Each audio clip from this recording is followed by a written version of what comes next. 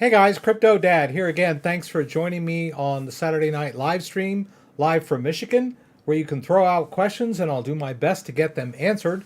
We'll talk about Bitcoin, we'll talk about the news, we'll talk about altcoins. I'm going to move some crypto around for you guys, and I'm going to show you how to do some things in DeFi where you can earn passive income on your crypto. And like I said, I'll do my very best to answer your questions. So let's get going here.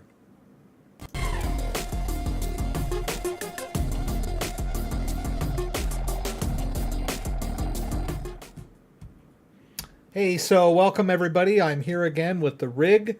Looking forward to helping my friend Randy build his rig next week. Dan and I are going to help him out, watch him do it, or do it while he watches, or probably a little of both. But I'm always excited to work on a rig. My daughter had a problem with her rig the other day, and I kind of did some troubleshooting and figured out that it was most likely overheating, why it kept cutting off. And she had an old liquid cooler in there from Corsair that just, I guess, wasn't doing much anymore. It was pretty old. It was 3 to 5 years old.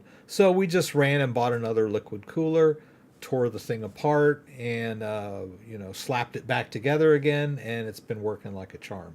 So always fun to work with rigs. So let's jump over here into the chat window. A lot of people were here before we started. A few with questions. One was Sarah Normand, who asked, who said that she's having trouble connecting her Ledger Nano X to Ledger Live. And I get this question a lot. And so I'm going to talk about it. It's a very non-specific question. So when someone says that, I don't know exactly what they mean. So we're going to try and cover all the bases with that question, even if Sarah is not here anymore. And welcome to everyone who's in here saying hello and chatting. It's always nice to have people here and for a lively debate. I'm going to pop out chat here real quick, drag it over to this side. Oh, Dan and Daniel are both here, so that's great. Oh, JDO, I'm sorry, I forgot to play around with the settings and just allow subscribers only. I meant to go back in there, and then we had dinner and I came back down here and I was getting everything set up and it slipped my mind. So I apologize. I'll try that next time. Also, JDO had asked earlier in the week about DeFi earnings. What is your strategy? Do you cash out regularly, or do you let, as they say in craps, what do they say in craps? They go, let it ride, right? Like you roll like the hard 8, and you win your bet, and then you say let it ride, hoping for that next one to really kick it in there. So is that what we do in our DeFi or not? We'll talk about that tonight. Thank you everyone for being here tonight. Let's jump over here to the other browser window. Ledger has introduced their new Ledger Nano S Plus. I'm working on getting a video posted on the Ledger Nano S. I have recorded it, but I haven't edited it. But let's take a quick look. I wanted to just kind of point this out. As you guys know, I'm a big fan of the Ledger hardware wallet. There are other hardware wallets out there that I use, but the Ledger is my go-to device. And the question is, should I buy a Ledger Nano S, or should I buy a Ledger Nano S Plus, or should I buy a Ledger Nano X? Well, I think in general, the answer is buy the Plus, because it's not that much more than the S and has a lot more storage. And, it's a lot less than the Ledger Nano X. The Ledger Nano, but if all you're managing is Bitcoin, and or Ethereum, if that's it, then the Ledger Nano S, the original, is more than adequate for that. So if you're just managing Bitcoin and you're on a budget and you want a hardware wallet, then I would recommend the Ledger Nano S. But if you're managing a lot of cryptos and you want a little more versatility, you want a bigger screen, then go with the Ledger Nano S Plus. Now, why would you get a Ledger Nano X? Well, the Ledger Nano X is, I think it looks bigger. They're saying that the screen is the same size, but it looks bigger to me. It is a bigger device, so it is a little bit bulkier, but it has a battery and it has Bluetooth. The Ledger Nano S Plus does not have Bluetooth, so it will not work with the mobile app. And I know there are a lot of people out there that aren't big on computers. They don't like to use them. They like their phone, or they don't have a computer, right? And all they have is a phone. So if that is your situation, then you should go with the Ledger Nano X because it's Bluetooth compatible. It has a battery, and you can use it on the fly and use it with the mobile app. There is a connection kit for the Ledger Nano S, and I would assume they're probably going to have one for the Ledger Nano S Plus as well. But it connects physically to your phone, and that's a little ganky. And I don't think it works with iPhone. It does. It only works with Android. So there. I just wanted to lay that out there, recommendations about the Ledger Nano Plus and kind of where it fits. All right. So let's jump on into the news. The market wrap, cryptos and stocks dip ahead of seasonally strong May. So May is a seasonally strong month for the stock market. I will say this right now, and I'm really a little bit perturbed and depressed that the Bitcoin price has been so correlated with the stock market. It's being treated as a risk asset. Most people that invest in Bitcoin treat it as such, and so it rises and falls with the stock market now. It didn't really used to. It used to be more have its own trajectory, but over the last year or so, it has really kind of coupled with the stock market, which for me is bad because I don't hold out much hope for the stock market this year. What with really high inflation and the Fed trying to raise rates to fight inflation, if that's why they're doing it, unless they're just purposely trying to crash the economy. I don't know. But that kind of bothers me that crypto is so correlated with the stock market. But anyway, here we go. So if May is a strong month for the stock market, then maybe it'll be a strong month for Bitcoin. We don't know, but that's where we stand so far. BTC is lagging equities and gold so far this year, which is a far cry from last year, if you remember.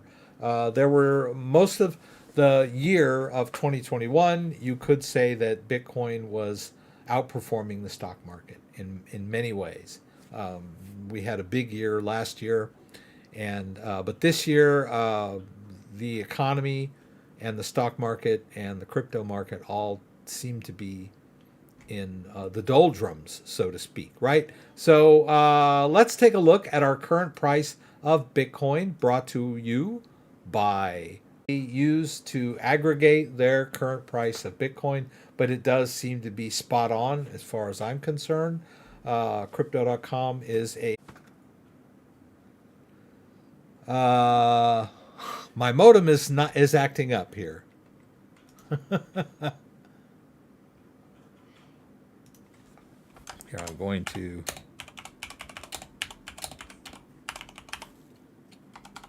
whoops. That's it. My modem is acting up.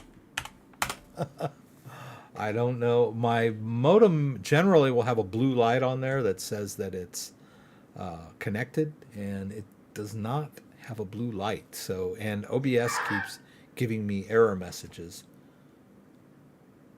Okay.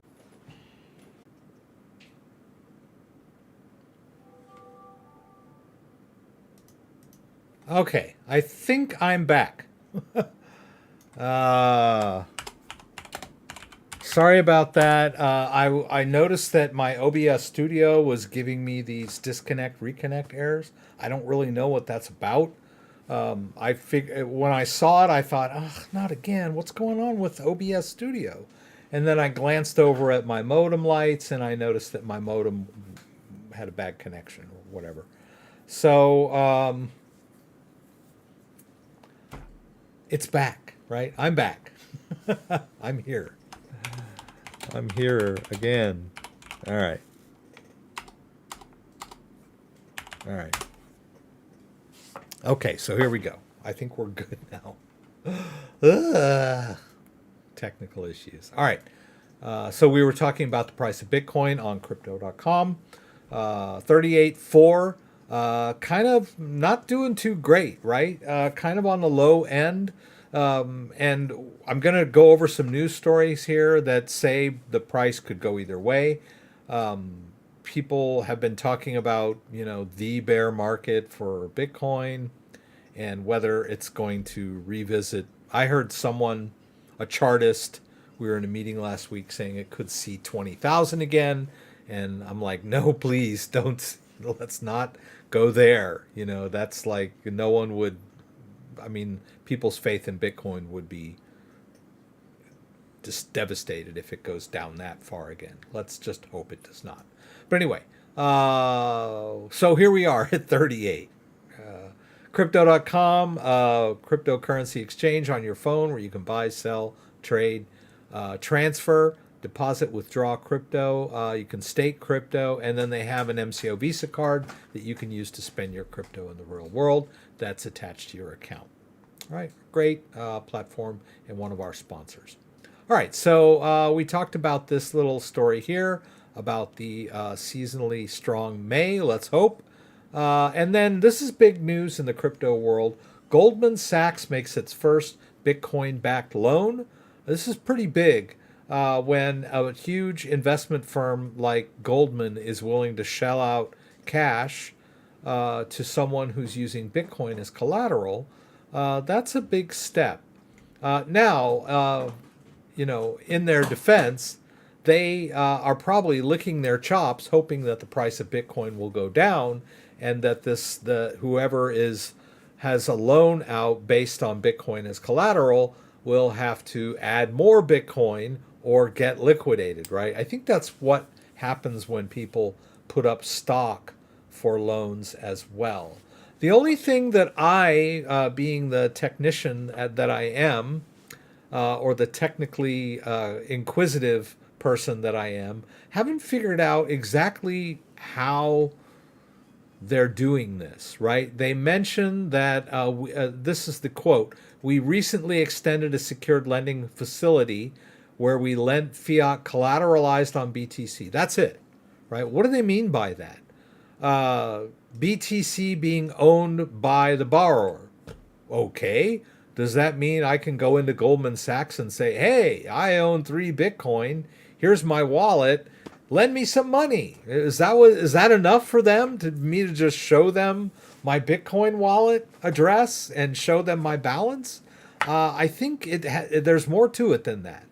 There would have to be some sort of custodial agreement, right? The person with the Bitcoin would most likely need to transfer it to some sort of custodial service until the loan is paid, right? They don't really go into the details about this, but I'm just curious how that would work. But I'm sure they've got it figured out somewhere.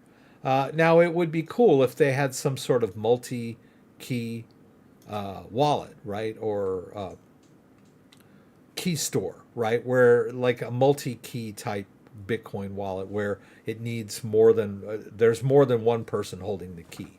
Because I really wouldn't want to put Bitcoin on deposit that was under the control of one person, right? Because, Bitcoin is like a bearer bond. Whoever holds it owns it.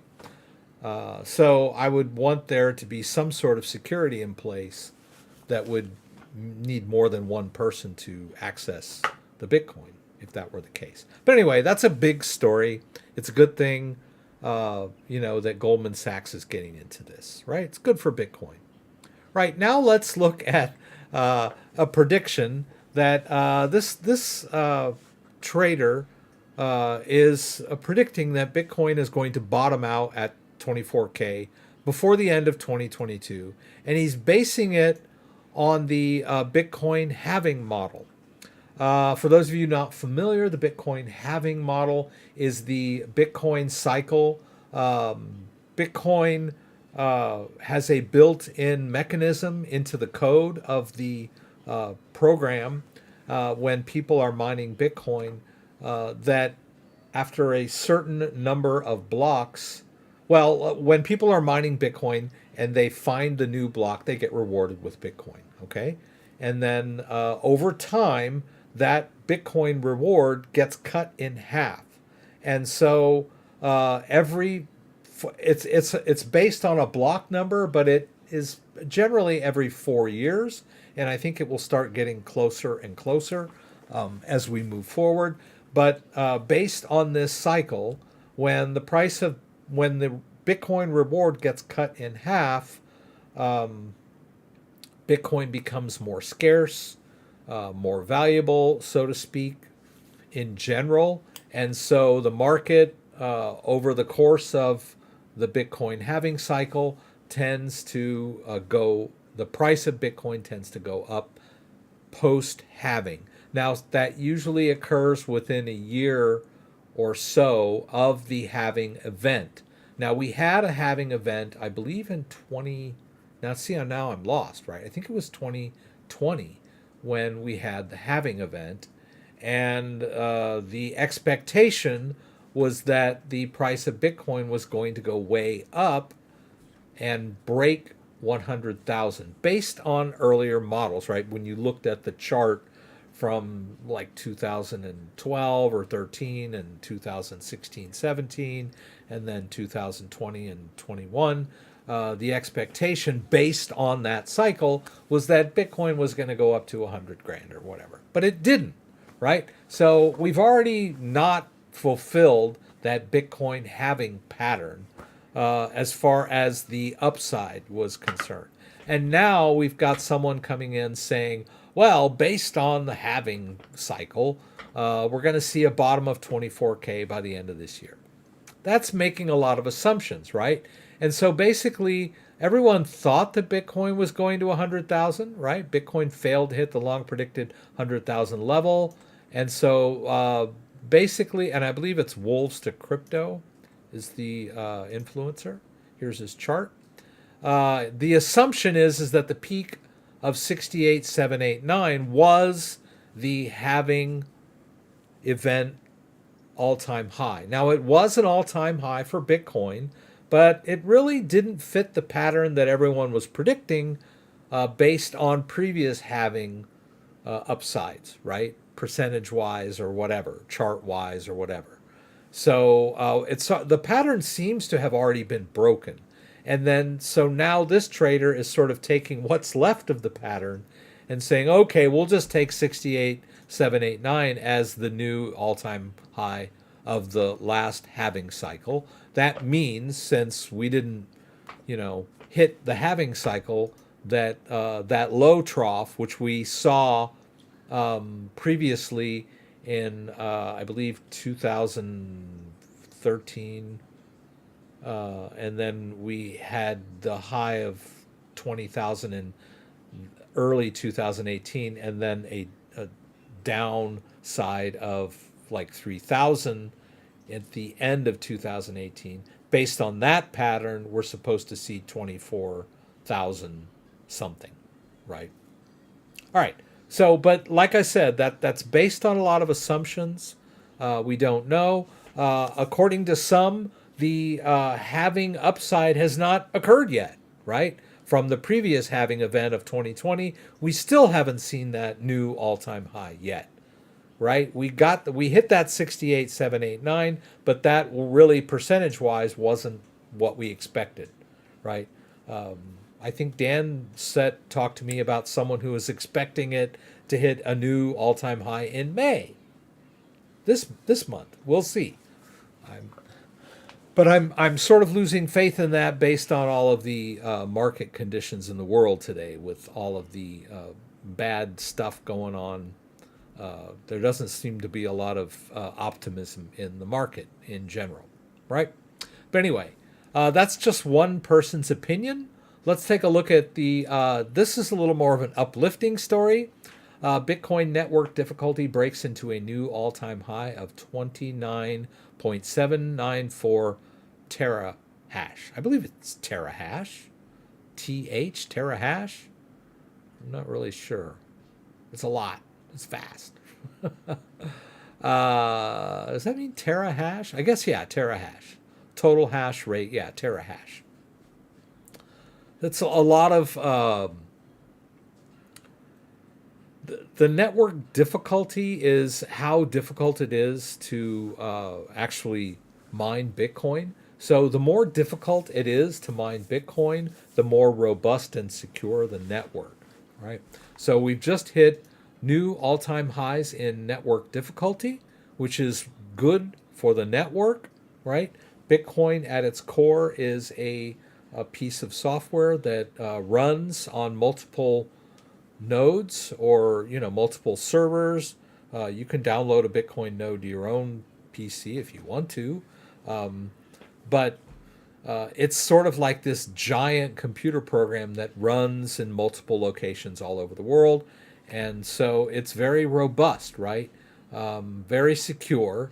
The more processing that goes on, the more secure the network. So Bitcoin's network difficulty has seen almost a year-long uptrend since August of 2021, raising momentary, that was between May and July of 20, it was a timeline when BT's networking difficulty fell nearly 45%. That was back last year's crash. At the time, raising momentary concerns about the network's vulnerability. But now, with this new all-time high of network difficulty, we're sort of back in business, right? And this is good news for Bitcoin. The network hash rate is also another metric that hit an all-time high recently. So as far as the Bitcoin network goes, everything looks grand, right? And this could be good for the price of Bitcoin as well, right? I have faith that people will buy Bitcoin for its own intrinsic value, which is demonstrated by these network metrics, and that they will it will be treated less and less like a risk asset and more like a commodity and an inflation hedge. So we'll see, right? That's where we need to hold out our hope, right? So if the stock market tanks and people realize that Bitcoin is a better form of money and a better commodity, lighter and easier to transport than gold, then hopefully we'll see the Bitcoin price, the crypto market, continue to go up even when the stock market is down. That's what I would love to see. All right, so I think that's it, right? So Dan is very busy answering questions. I apologize. I was over on a rant and I had some technical issues. So let's see where the discussion is.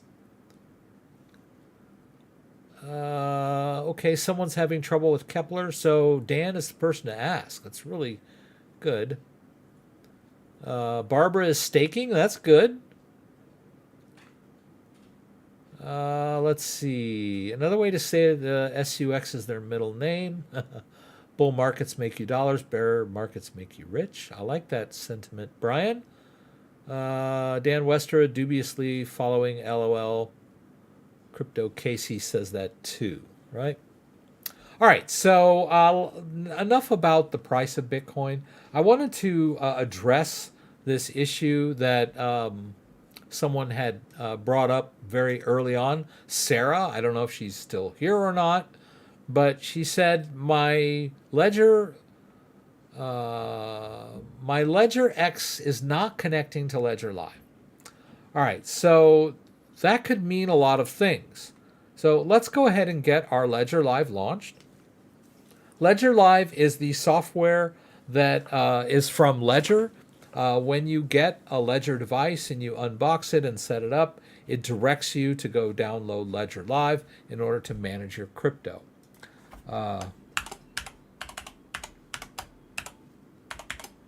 You definitely, no matter what wallet you decide to use in the long run, you will definitely need to start with Ledger Live, because Ledger Live is where you download and install the apps.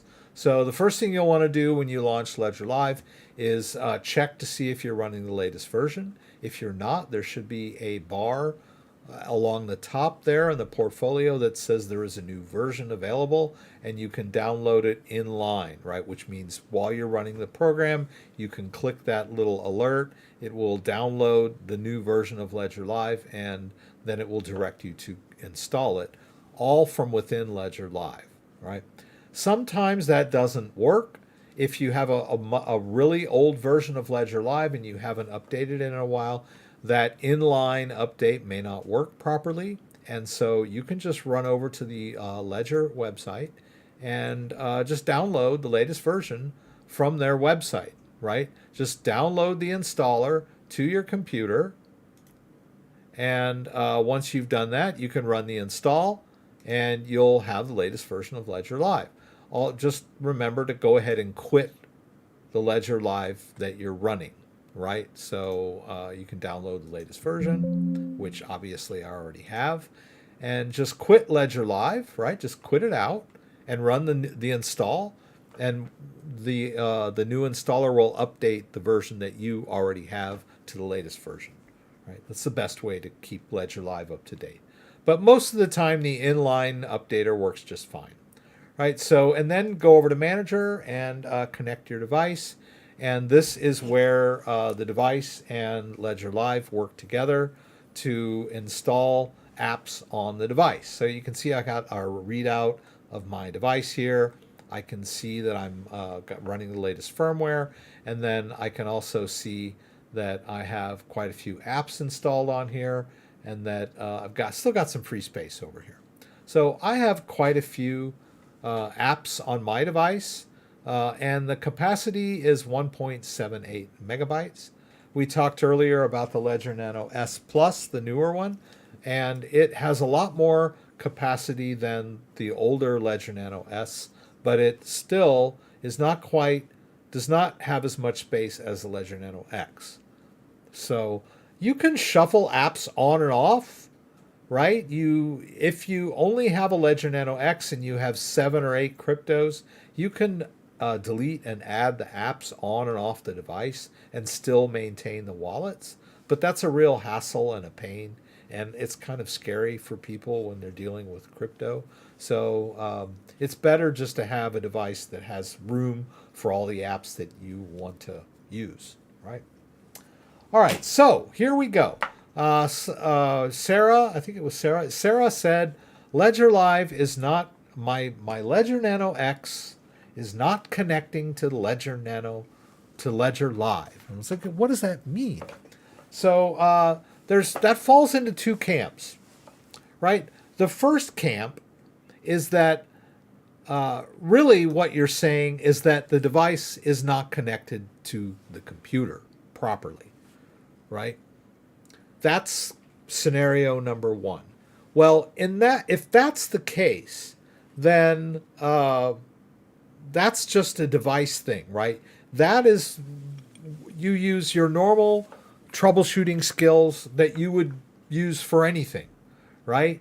If you have a mouse or a keyboard or a mic or a webcam or any kind of USB computer device that's not showing up, it's not working, then you troubleshoot it, right? The first thing you can do is just disconnect and reconnect the device itself, right?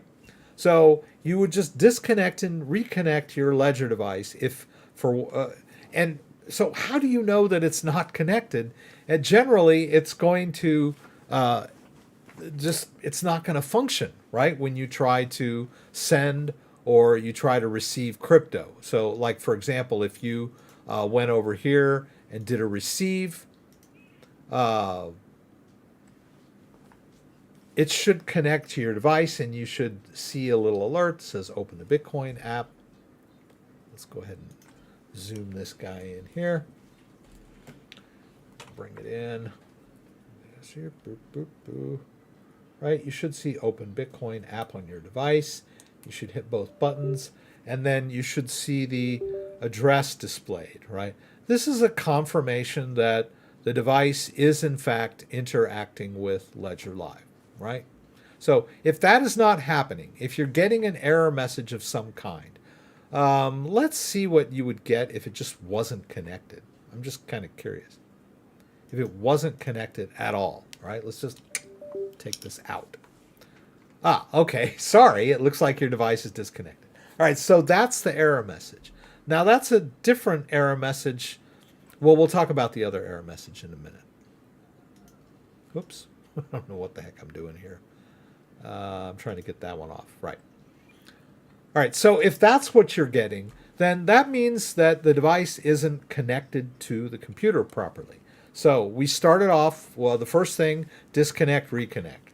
The device, right? Whatever it happens to be. If it's a webcam or a keyboard or a mouse, that's your first order of business.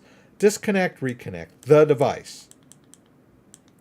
I'm going to go ahead and get my PIN entered here.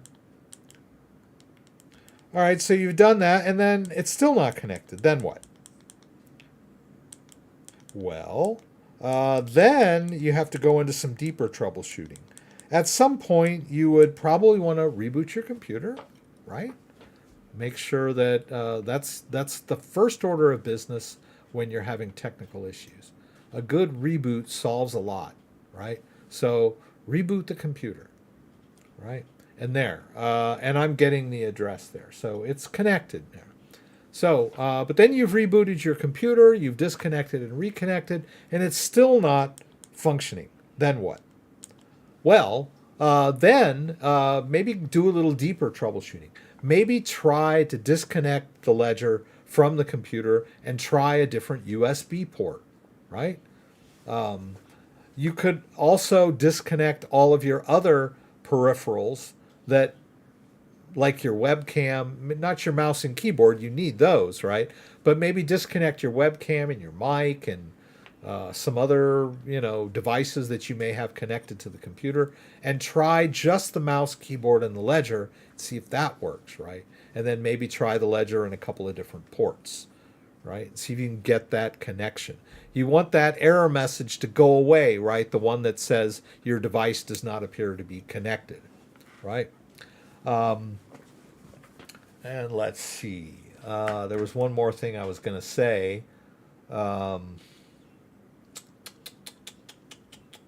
Of course. I'm sorry. I forgot one of the most important things. Try a different cable, right? I remember with the iPhone back in the day, right? My mom was, I can't get my thing to charge. I can't get it to connect to this. Can't get it to... We tried 1,000 different things. And then finally we're like, why don't we try a different cable, right? So boom, new cable, works like a charm, right? So cables go bad, and the cable on this device is not unique. It's just a regular USB cable. The Ledger Nano X has like a regular USB-C connector cable, right? It's got the small USB-C connector on one side, and then the bigger USB port that you have on the back of your computer on the other side, right? So try a different cable, right? So now here's another weird thing that happened to me. I was working with someone remotely, and God forbid, everything we tried, we could not get the ledger to recognize, or the computer to recognize the ledger. That was what kept happening. And so finally I said, look, I want to see your computer recognize something. I said, just disconnect the ledger, plug in a flash drive, anything. I just want to see your computer recognize any USB device. She's like, What's that going to do? I said, just humor me, right? So she disconnected the ledger. She plugged in a flash drive. And lo and behold, I heard that sound, that gloo. I'm like, it recognized your flash drive. Now, eject the flash drive. This was a Mac. She ejected the flash drive. Now try the ledger again.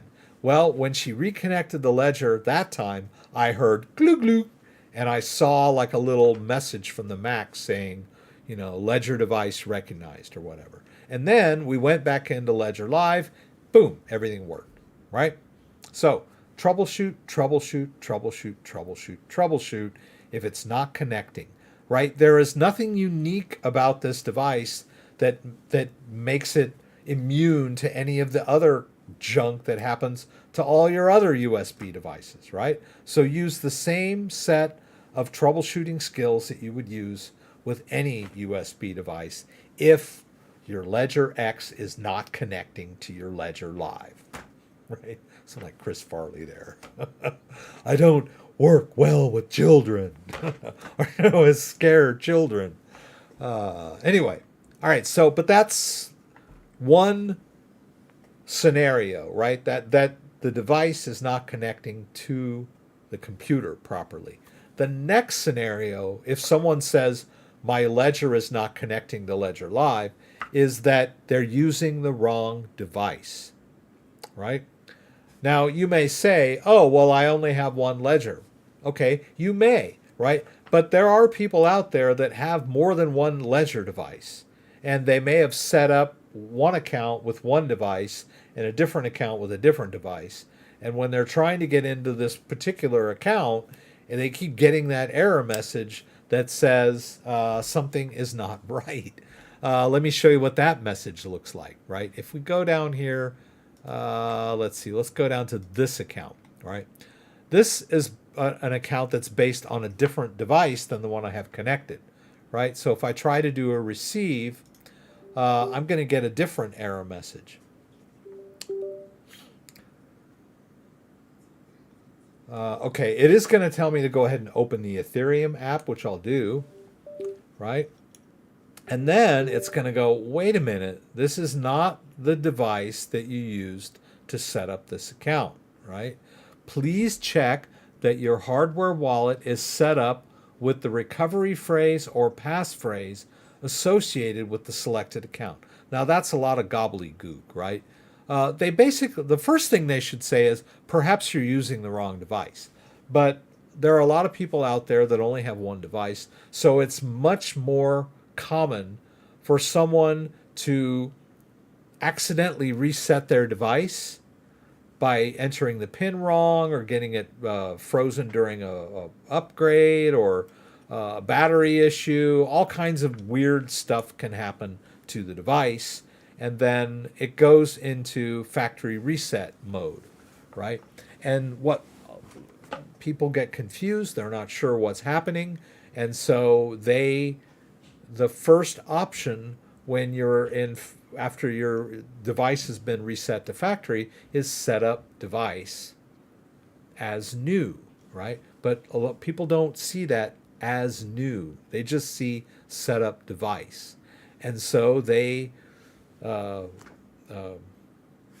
willingly or dutifully, they dutifully follow the directions and they set up the device as new.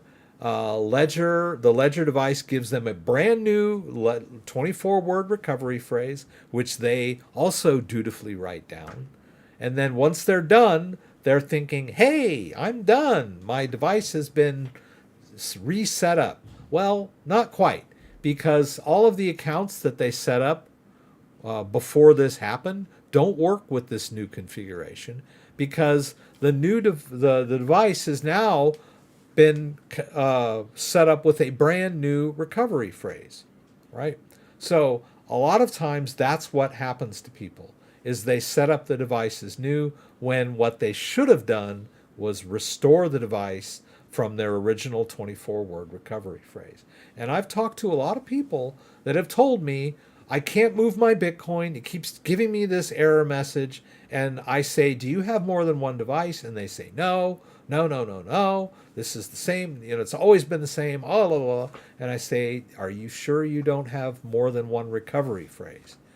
And they'll say, no, I just have one recovery phrase. And I'm like, are you sure? Don't you have one that you wrote down like 3 years ago when you first set up the device? And they'll go, oh, that.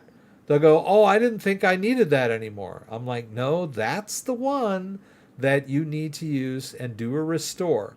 And then they'll do the restore, and lo and behold, everything works. Right? So I think we've covered that topic in exhausting detail, haven't we? Right, let's go and see where anyone's at. I hope everyone is enjoying themselves tonight. I hope you guys are happy. Me too. The ledger has a mind of its own sometimes, yeah. Well, it's like any device, right? Every device has its quirks, right? And this, just because it holds crypto doesn't make it immune from all the quirks of other computer devices, right? So, I've been troubleshooting computer stuff since the late 90s, right? There's always going to be technical issues that you have to deal with, right? So a lot of people, they think that computer tech and devices are like TVs and toasters, right? They're supposed to just work, right? But that's not the case, right? When you're dealing with technology, there are going to be some troubleshooting that you have to deal with, right? You can't just and then get mad because it's not, doing exactly what it was designed to do, right? They don't always behave well, right? And you got to learn to take some responsibility in your life to troubleshoot your devices and not just throw your hands up and try to reach Ledger and get mad when they don't respond right away. Because Ledger is not going to respond within minutes or hours, maybe even days, right? So you're going to have to sort of have that wherewithal of your own to troubleshoot the device. And as I mentioned, if it's just a connection issue to your PC, that's not a big deal, right? You just plug it, unplug it, try a couple of different ports, and it might work, right? It's not like you have to, it's not rocket science, right? Now the restore issue can be tricky, right? But I've got some videos out there that are pretty good. Should walk you through the restore and the setup, and reinstalling Ledger Live might also need to be done if you got your computer's on the fritz. Okay, so let's see, where were we? We did Ledger Live connection issues. We're gonna buy some Bitcoin. Let's buy some Bitcoin on Coinbase Pro tonight. We did Kraken last week, right? Let's go ahead and do Coinbase Pro this week. Well, we can get it a little cheaper. I'm not going to do advanced trading. Oh, we could do this on Coinbase.com now instead of Coinbase Pro. Interesting. I don't know what that's all about. I haven't played with it, so I'm not going to start right now. But in the case of all the exchanges that I've demoed for you, Kraken, Coinbase, and Binance US, they generally have a setup where you purchase crypto with cash or a bank account or a debit card, right? And you get a merchant charge. A cheaper way to do it is to go to this trading platform. You want to deposit some US dollars in your account, right? So you can hit deposit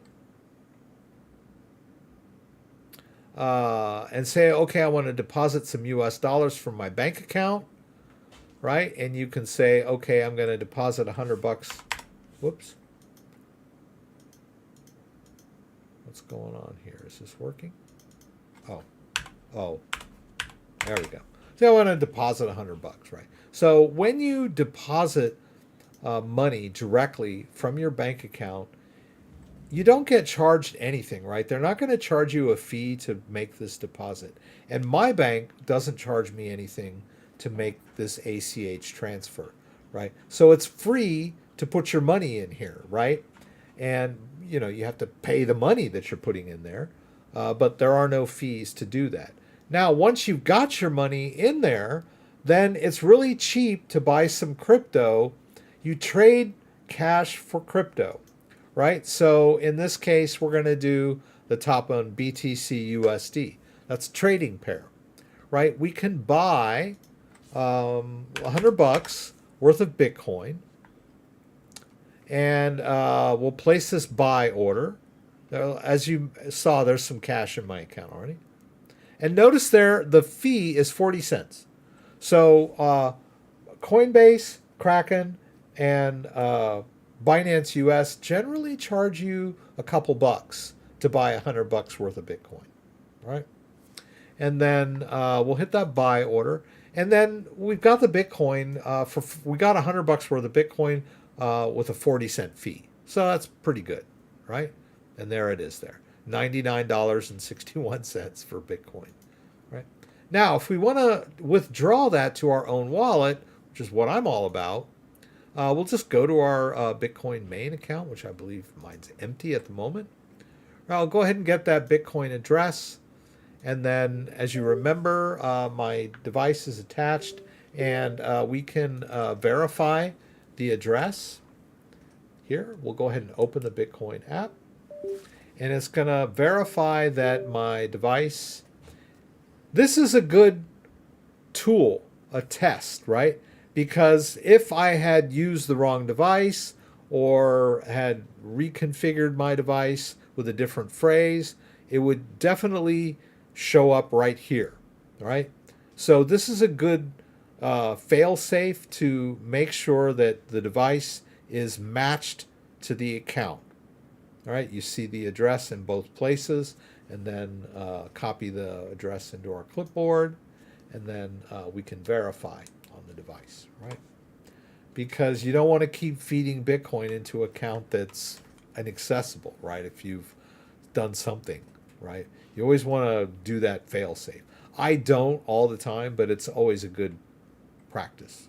It's always best practice, right? So we'll go ahead and make this withdrawal of Bitcoin to a crypto address. We'll paste in the address there of our ledger device, and then we'll go ahead and send the max Bitcoin, which is like $100 worth of Bitcoin. Notice there that I am paying a network fee, right? This is because the Bitcoin network has fees built into it. That's how Bitcoin works, right? Well, let's see how much that fee is. It's in Bitcoin. All right, so it's like 9 cents, right? It's not bad. So it cost us like, what, 40 cents to buy the $100 worth of Bitcoin, and it's costing us another 9 cents to transfer it to our wallet. Not a bad deal, right? I'm going to put in my Google Authenticator code over here. I'm going to let this one expire. And 597, 537, and it should be off, right? Off it goes.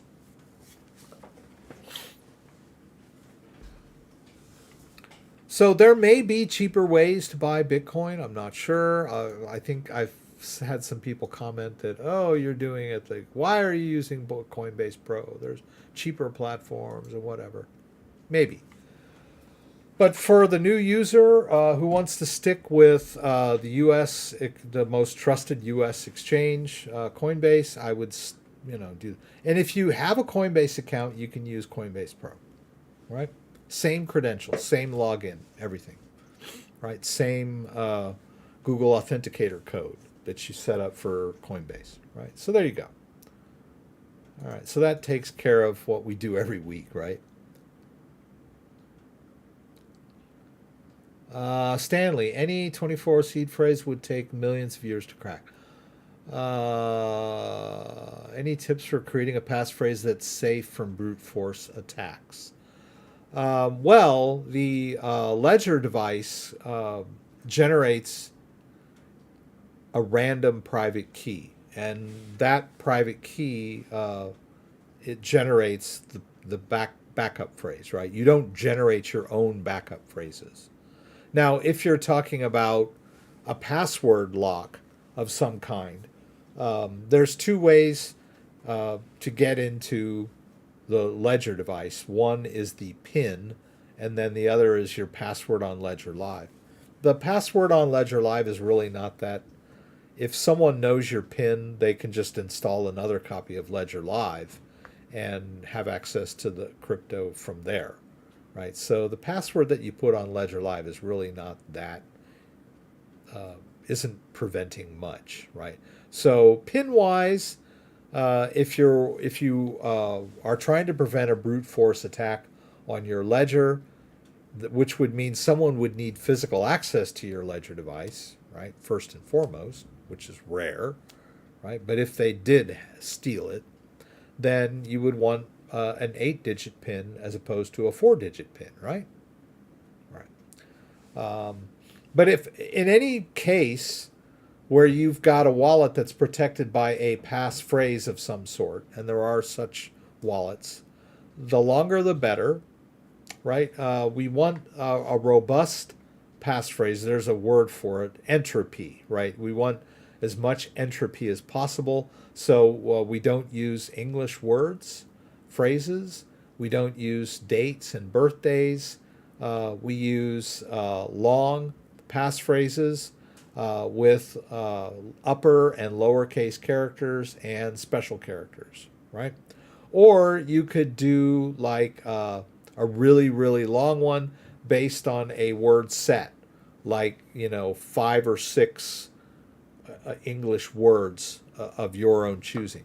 But you have to remember, the more complicated you make your passphrase, if we're talking about getting into some sort of wallet or account, the more inconvenient it's going to be for you to type it in every time.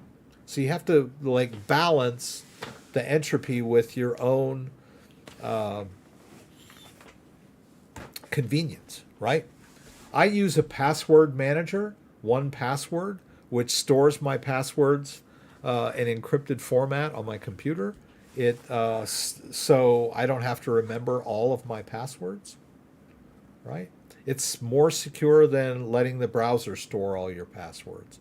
And it's more convenient than keeping a notebook with all your passwords. Because even if you have this notebook full of passwords, you still have to type them in manually every time, which is secure but inconvenient. So I use Password Manager, 1Password. There are quite a few of them out there.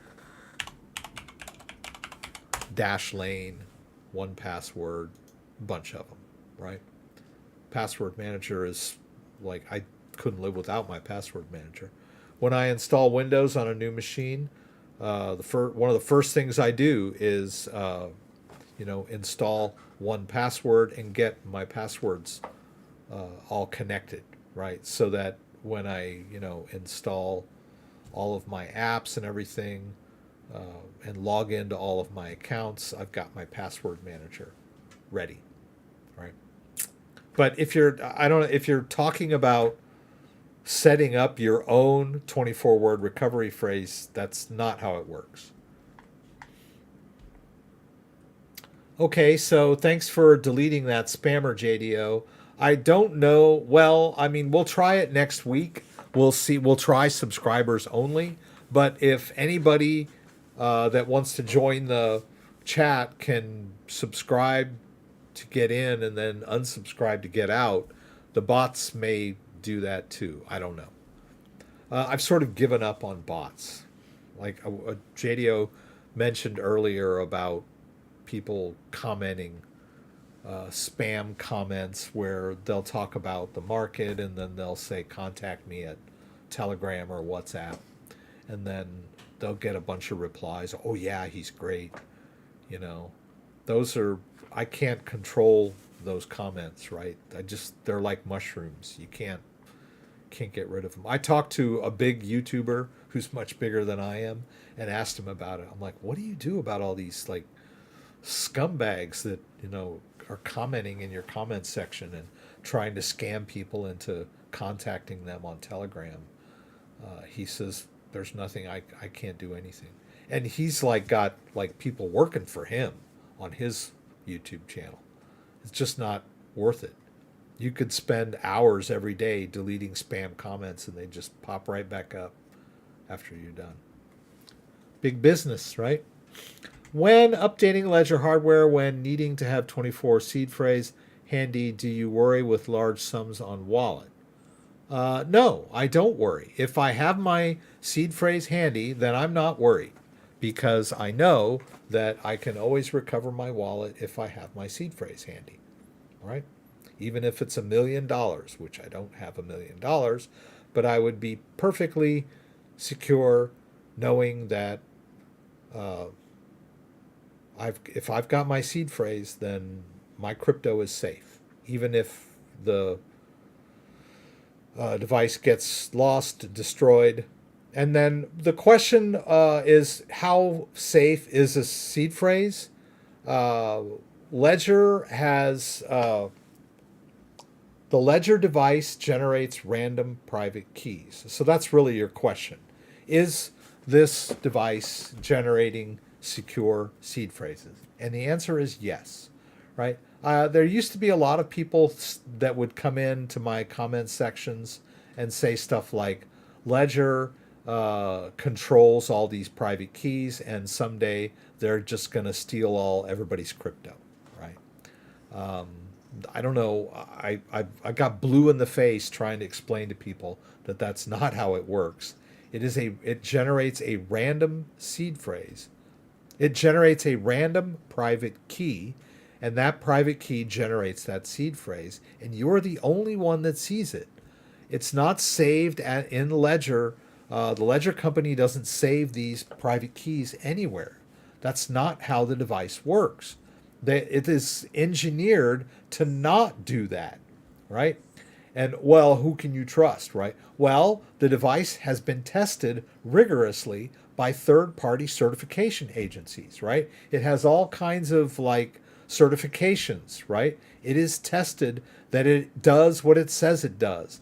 And there are people out there, black hat, white hat hackers, that are going after the device and trying to crack it, right? So it is constantly being tested. And if it were not generating random private keys, it would be very obvious. And these third-party testers and these white hat hackers and black hat hackers, it would be common knowledge that this device is insecure. But it is not. It is a secure device.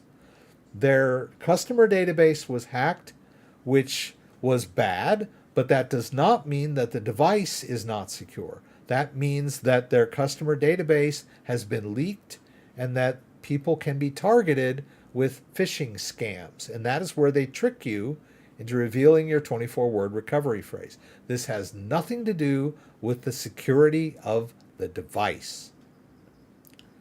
I get blue in the mouth again.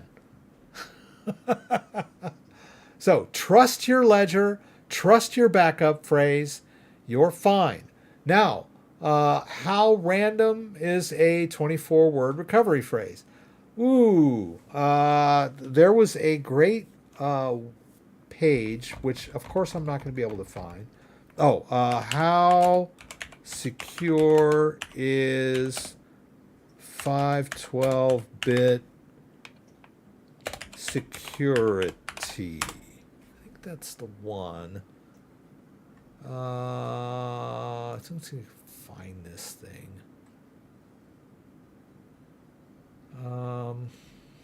I don't know that this is the one. Yes, this is it. Okay. All right. This is it. So I'm going to put a link to this video here. You would just be astounded at the number of possible seed phrases out there. If you think that someone is going to somehow just randomly write down 24 words and they'll just somehow guess yours and have access to your wallet. That is a mathematical impossibility, right? So we're talking here that, it's like you really have to watch the video. But he's talking about, you get all these supercomputers, and then you multiply that by 4 billion, so you have 4 billion supercomputers, and then you take a world with 4 billion supercomputers, and then you multiply that by 400 billion, so you have 400 billion worlds in 4 billion universes, and this is like the chances of someone just brute force cracking a 24-word recovery phrase is mathematically, like, you can't use the word impossible, right? Because nothing is impossible, but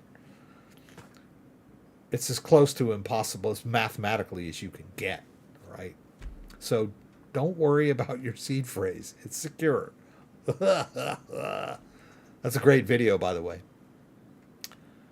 Okay, a private key is basically just a number between 1 and... See, that makes a lot of keys. Yes, very well. Yeah, and I believe this is 512 here. But if we look at, let's see, Bitcoin. Mastering Bitcoin. I believe that the ledger... let's take a look at the wallet. And I've shown this many times. This is like hardware wallets that create seeds. And then they have a chart of how... this is a 12-word example, right? So we generate this seed, we do a bunch of math, and then we spit out this table, which... comes, ends up being our 12-word recovery phrase, right? So this is 128-bit. So I believe the ledger is 256, right? Because it has 24 word. So it's not 512, but it's 256, right? So it's very secure. No one is just going to brute force randomly guess your private key. It's not going to happen. That's why crypto works. Bitcoin is crashing again. Thanks for letting us know, Dan. We're all so happy. Bitcoin's down to almost 38 right now on crypto.com. All right, let's do some DeFi. JDO said I should talk more about DeFi for everyone that is interested in DeFi. So let's jump into that. I'm going to go... so first of all, let's quickly just talk about... third-party wallets for a ledger, right? So one of the most powerful third-party wallets that you can use with your ledger device is MetaMask, right? MetaMask runs on your computer, and default, the private key is stored on your computer. So it's encrypted, so it's reasonably secure. But you can make MetaMask even more secure by connecting your hardware wallet, right? Now, I've had some people, they get confused, right? They want to use MetaMask to manage assets that they have on their ledger device. And so what they do is they install MetaMask, and then they... I don't think I have MetaMask over here. No. Okay. So when we install MetaMask,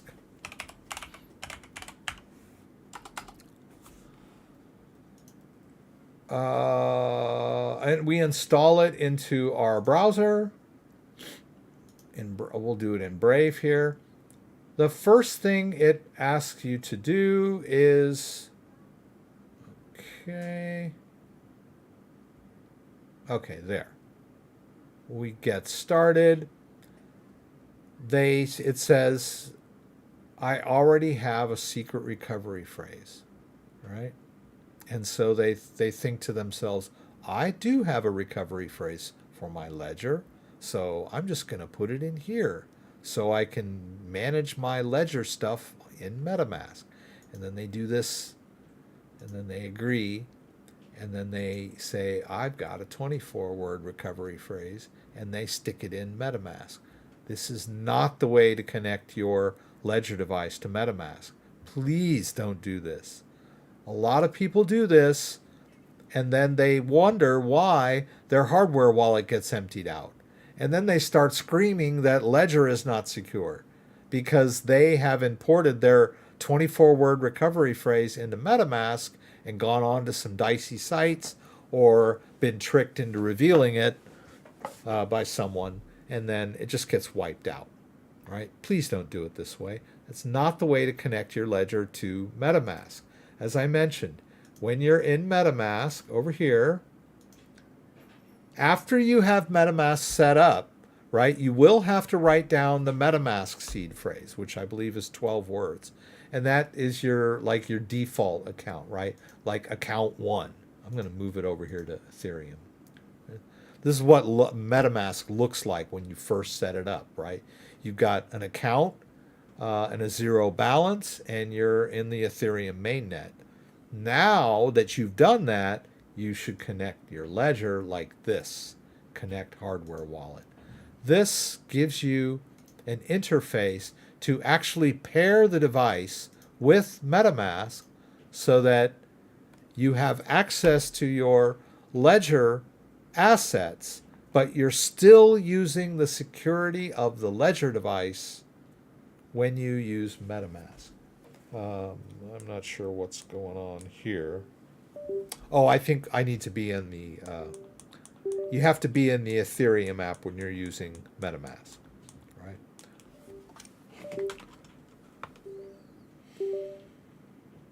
Right. So I'm... Here, let me just get out here for you. Oops. Ah. All right, blinds. I'm getting ahead of myself. Let's get out of this real quick. God, dog it, Rex, come on. Quit. That's what I'm trying to do. So notice that I'm on the Ethereum app here, and when I get into the Ethereum app, then I can interface with MetaMask, right? So we'll choose Ledger, we'll choose Continue, we'll choose Pair, and then it should see the Ledger now and say, okay, which wallets do you wish to connect to MetaMask? And as you can see, I already have 2 connected, right? But if I wanted to connect one more, just hit unlock. This is just temporary, right? You're unlocking the private information of the ledger device so that you have access to it in MetaMask, but you'll still need to press the buttons when you do transactions, right? When you want to move crypto out, right? So this is the way to secure your assets using a ledger in conjunction with MetaMask, right? And why do we want to use MetaMask? Because MetaMask can be used to do all kinds of fun stuff in DeFi, and that'll allow you to earn passive income, right?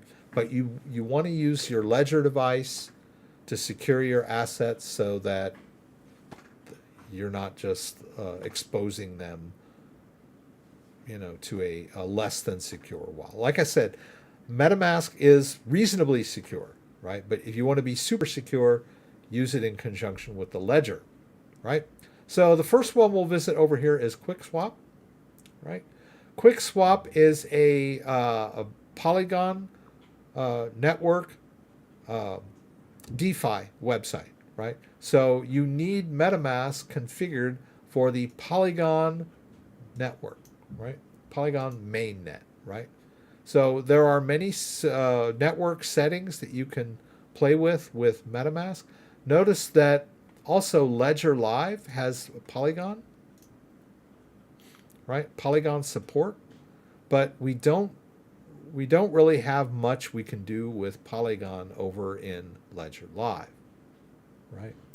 We have much more versatile interface over in MetaMask because we can connect it to some sites, right? Now, I'll go ahead and switch over to that Ledger. See that when I go through my list of accounts, it even marks it as being a ledger-based account. So we can switch that over there. And there, you can see that Matic that's over here in same balance, same wallet, right? We're just using it in a different way. So we're using MetaMask with our ledger, and I have access to my Matic balance. And then we can go over here to QuickSwap, and it's connected at the moment. Let's go ahead. Let me see if I can get it to disconnect. I don't know if I can.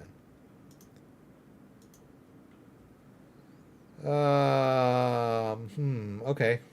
I don't know that it's that important, but it would be nice if I could disconnect it.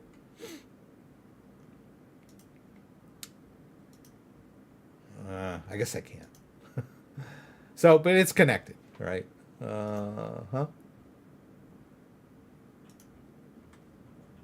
Usually, if it were not, there'd be a connect button, and then it would ask us to choose our wallet, being MetaMask, and then we would connect it to their site, right? So there's the address, 78BD, right? We can look at it here, 78BD. We can even look at it over here in Ledger Live, right? Same address, right? 78BD, same wallet, right? We're just using, we're not using Ledger Live. We're just using the Ledger device with MetaMask, right? Let's go over here to QuickSwap. So now we have access to this Matic on our device. Now, let's say we wanted to buy some QuickSwap, and I'm not sure why, but QuickSwap has been going up lately for some reason, right? So let's say we wanted to buy some QuickSwap on this site using our existing Matic. So let's just say we want to spend 10 Matic, right? It's not going to give us a whole lot, but I want you to see how this works. Let's hit Ethereum. We're in the Ethereum app. We're going to hit swap. Right, there's the breakdown. We'll hit confirm. First we confirm in MetaMask. All right. And then we confirm on the device. Okay. So in order to do this, I have to have blind signing enabled. Right? There is this new thing called clear signing, but it doesn't work on these DeFi sites. Right? In order for the ledger to interact with DeFi sites, you have to enable blind signing. I know it's kind of a limitation, and it's, you're compromising a little bit of your security, but not that much, right? As long as you're careful. So I'm going to go ahead and click this. I'm going to go over to my settings where it says blind signing not enabled. I'm going to click both buttons and enable blind signing, right? So I can make this thing work. Right, so we'll try swap again. Oh, let's get out of settings.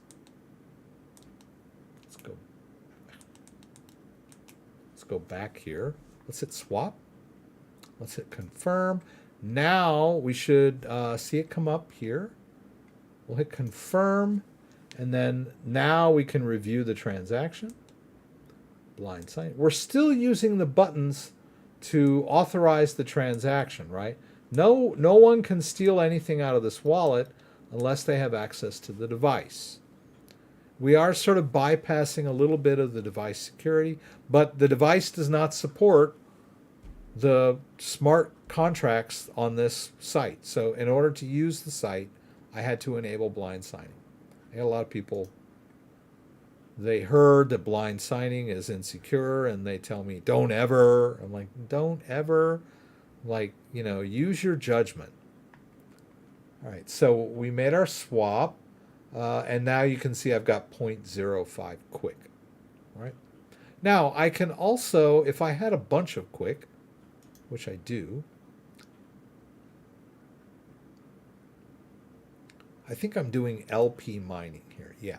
So I'm managing, as long as you have quick in your wallet, you can do quick, dequick liquidity pair. And as you'll notice that I've got 2.3 quick, which is pretty cool. Let's see what I got here. Dan. Okay, the chat is working. That was Dan back. I just want to check something here real quick. Yeah, I think I'm just checking my original balance of quick. Yeah.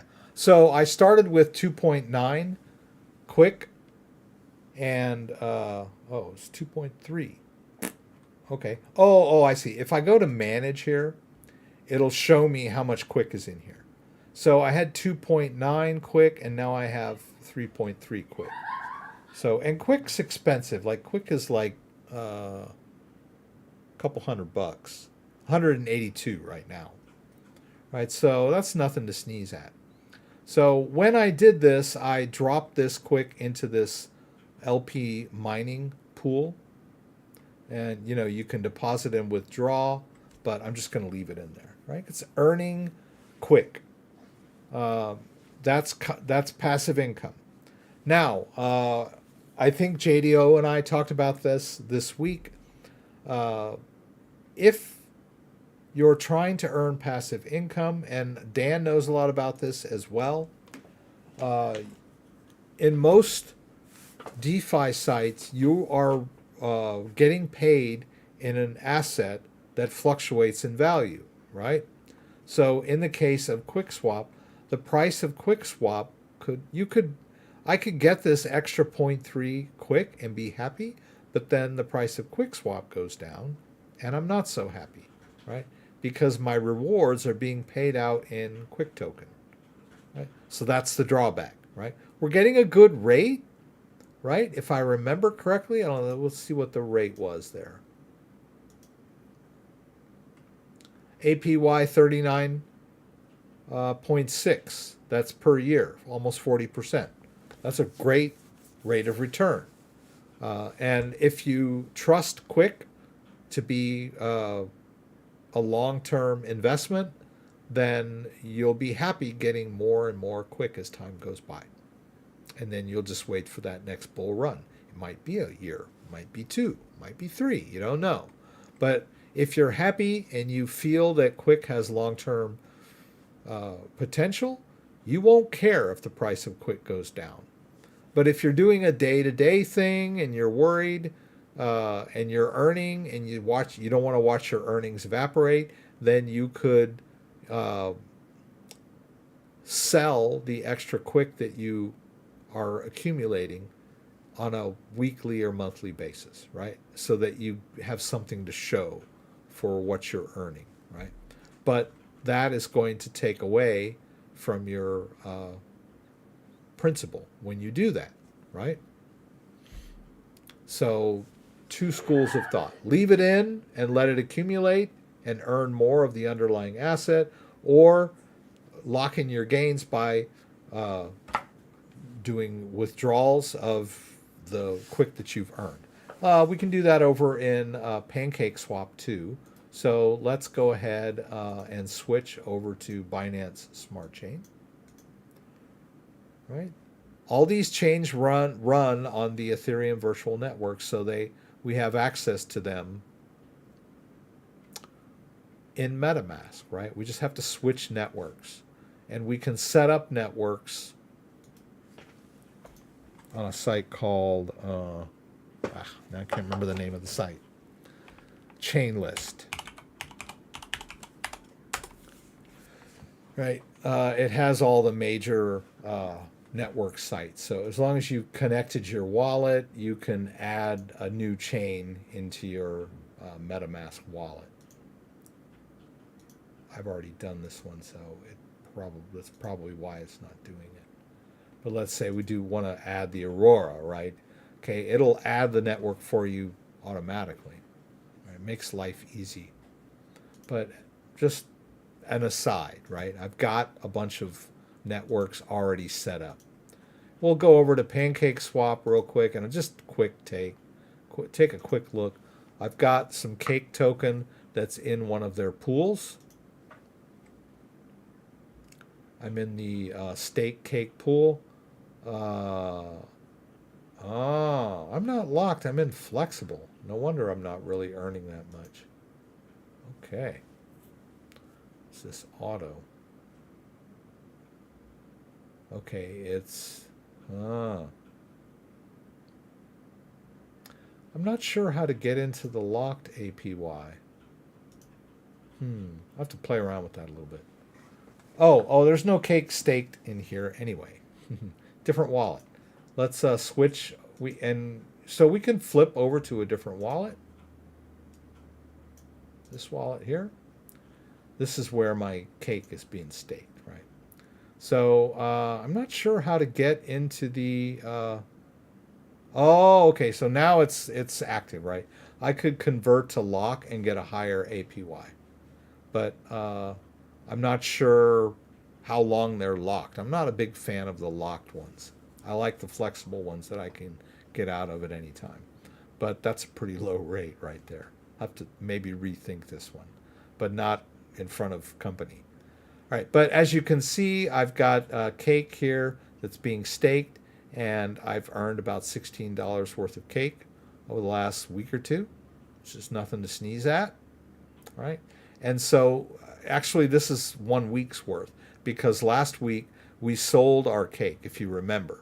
We cashed out like 3 cake, and we transferred it over to Binance US, and well, we swapped it for BNB, and then we just sent it over to Binance US and cashed out, right? So 2 schools of thought: cash out weekly or let it ride, right?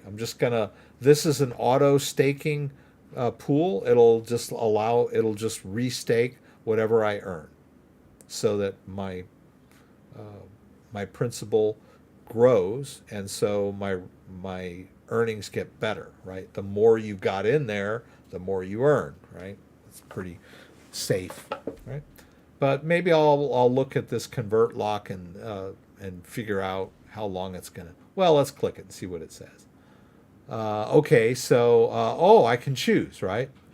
5 weeks, 10 weeks, 52 weeks, right? So if I want to leave it in there for an entire year, I could earn 100, almost 200%, which is not bad if that stays the same, right? But I'm not a huge fan of locking up my crypto for that long, right? 1 week is kind of a nail biter for me, but we could do that, right? So it says, okay, you'll earn $7 in a week, which is not bad, right? Something to think about. All right, so but those are DeFi websites where we're depositing our crypto in a smart contract, but we're doing it from our own wallet, and we have total control over that, right? Now, if we're talking about native staking is where a coin has its own tokenomics, and there are people that are running the network that are running nodes that you can stake with them, and you'll contribute to the security and robustness of the network by doing that. But when you do those types of staking, you do have to have that commitment, right? There's an unbonding period. So as you can see over here in Terra Station Wallet, I delegated 10 Luna, and I'm earning rewards. I'm not really earning that much because this is not that much Luna, relatively speaking. When I put it in here, it was about $1,000 worth of Luna. Luna is way down. But let's go ahead and unstake it, right? So let's see, how will we do this? We go here, let's see. Undelegations somewhere. Dan, help me. What do I do? Oh, I think if I go into Figment. Okay, there we go. So this is the validator that I'm using. And let's go ahead and undelegate it. Now, because my Terra Station wallet is connected to my Ledger device, it is being managed and secured by the Ledger. Let's go ahead and turn on the camera so you can see what's going on. Right, I'm going to get out of the Ethereum app, and I'm going to go over to the Luna app, or the Terra app, right? We'll hit both buttons there. Let's go ahead and undelegate this. We'll hit undelegate, and I will undelegate all of it, right? All 10. We'll hit submit. It's going to cost me a little bit in UST, which is US dollar basically. It's a stable coin. It's about 13 cents to undelegate. Let's go ahead. It's going to take 21 days, but this is how you release your assets, right? We'll hit submit. And it wants me to confirm on my ledger device, right? This is the security of the ledger device. No one can just run around and just undelegate without my permission because I have the device. So queues up the transaction. We'll give it a minute or so. There we go. Success. I've undelegated my 10 Luna, but, and that's just a after effect, right? It actually worked. And then you can go back.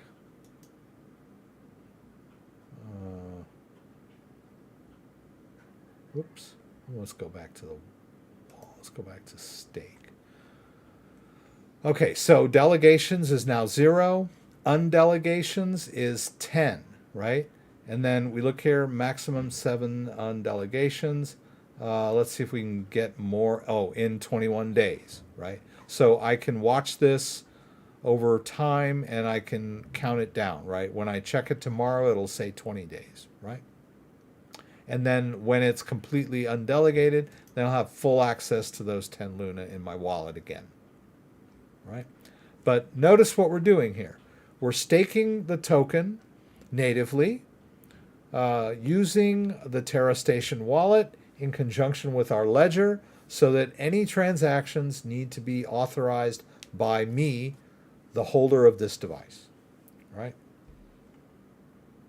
We'll let that thing do its thing, and then we can check Anchor, right? Since we're in the Terra app. Let me go back over here, see what anyone's talking about. What can you do with your coin in the 21-day wait? I don't believe you can do anything with it. It's not earning anymore.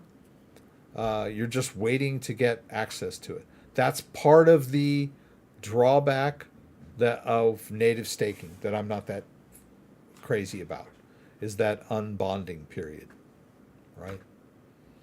But that's, if people could just reach in and yank out their delegated tokens on the network would be kind of unstable, right? So when you stake your coins, they tell you it's going to take you 21 days to unbond when you need your coin back. So that's part of the contract.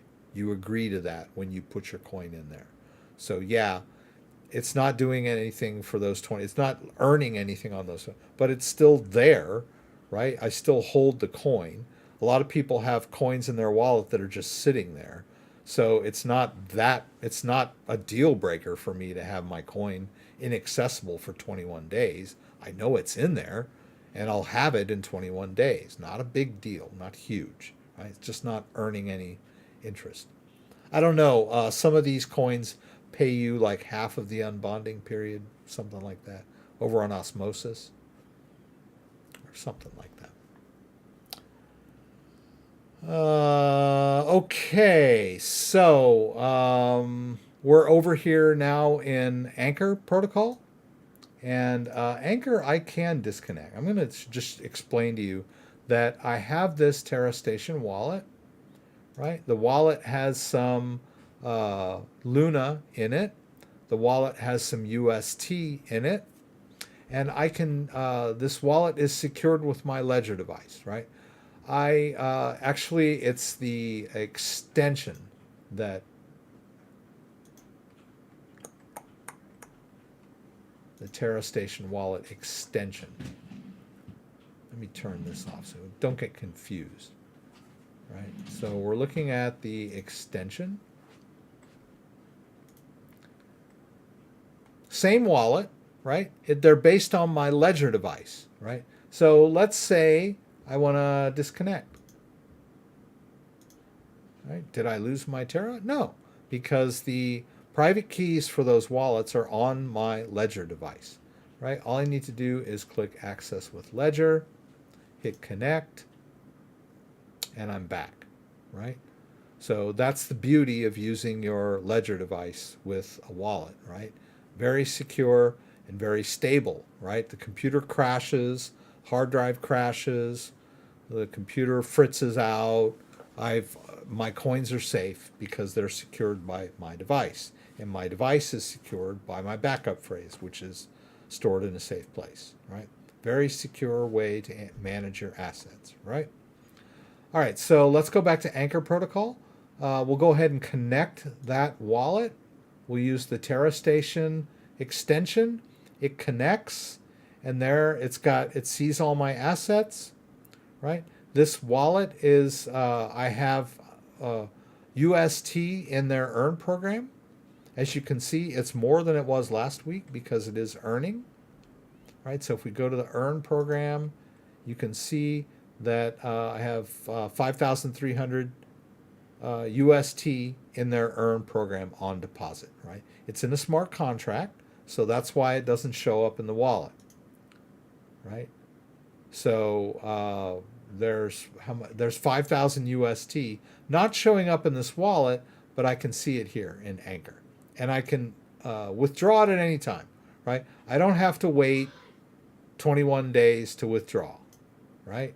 I can withdraw it right away. I can withdraw all of it, right, if I wanted to, and then not be earning anything, but I'd have access to it instantly. This is the kind of thing I like, right? So what are the risks here? Well, we've got a DeFi site that could get hacked. It could have a rug pull. It could have a bug or a crash, right? We're taking risks when we do this, of course. I'm not telling you this is risk-free, right? And then we also have the outer risk, the risk of the ecosystem itself, right? What if people lose faith in UST and it's not worth $1 anymore? That kind of stuff, right? But I'm willing to take those risks to get this 19.5% return on my deposit, right? It's not as sexy as 150%. It's not as high as that QuickSwap, which was around 40%, but this is a stable coin, and it's tied to the price of the US dollar. And so the crypto market can go up, the crypto market can go down, and I will still get my 20% on my UST stablecoin. So that's really why I like the Anchor protocol.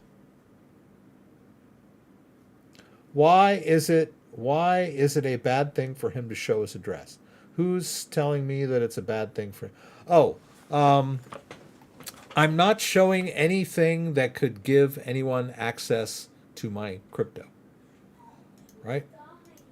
But I am compromising my privacy when I show you my address, right? But that's the cost of me doing this channel, right?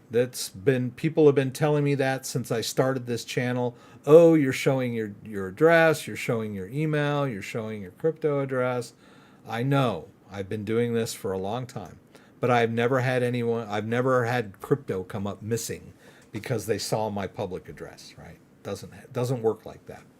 Remember we were talking about, where was that? Did I lose it? I must have. Here. You remember when we talked about this, right? How how secure 250 bits are, right? We have that same security with the private key versus the public key, right? I can show you my public key. That is the way that public-private key cryptography is designed, right? Public keys can be shared. A private key is kept private, right? The public key allows me to generate receiving addresses so people can send me crypto, or I can send crypto to my wallets, right? That's what the public address is for. It does not give anyone access to the wallet.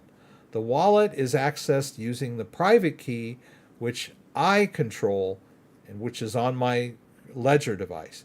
It does not endanger my crypto in any way or form for me to reveal my public key, The only thing it reveals is someone seeing my public key might say, oh, I know how much crypto you have, and maybe I'll come to your house and take your crypto, right? Well, that's a security issue. We deal with that all the time, right? You've got a nice car, you put it in the garage, you lock your doors, right? You wear nice clothes, people see you, you got a fancy watch, whatever, you know. Are we all gonna like hide in our under our houses because we're worried someone's gonna see we got a nice car or a nice watch or nice clothes? No, right? Just the same with crypto, right? You lock your doors, you practice good physical security, right? But it does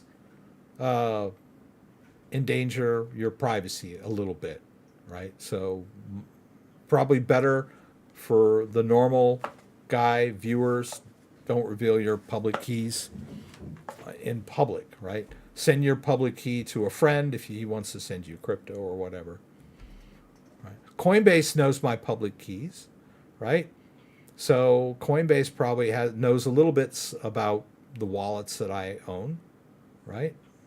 Well, cryptocurrency exchanges probably have that information on file. The government could probably subpoena it, right? That's because I'm using crypto exchanges, right?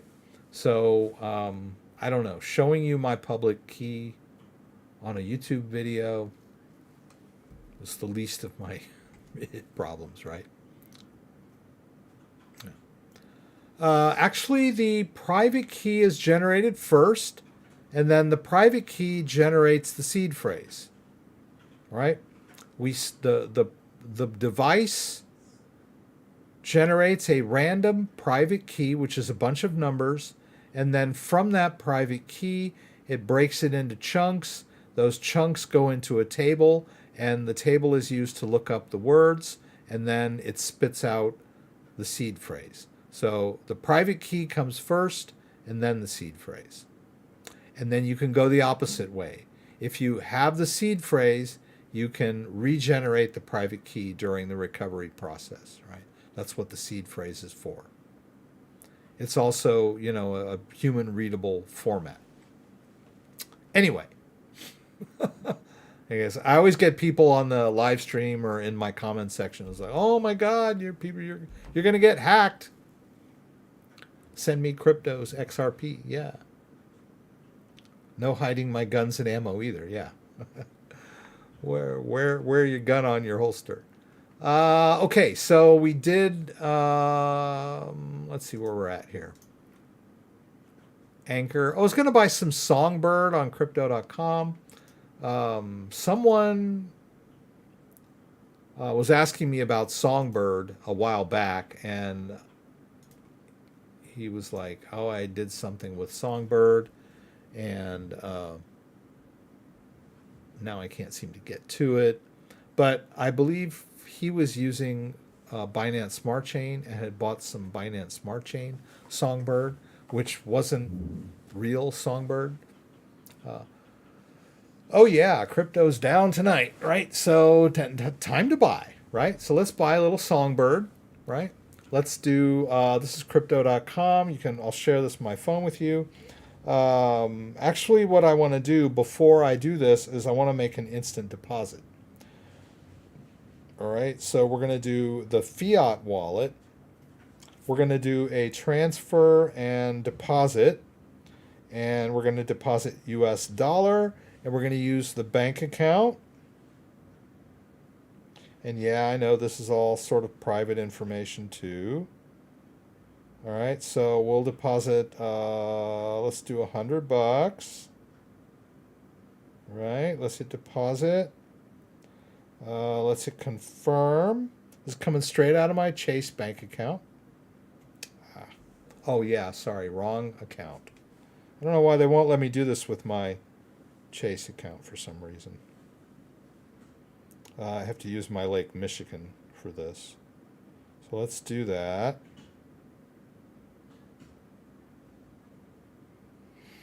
Should work.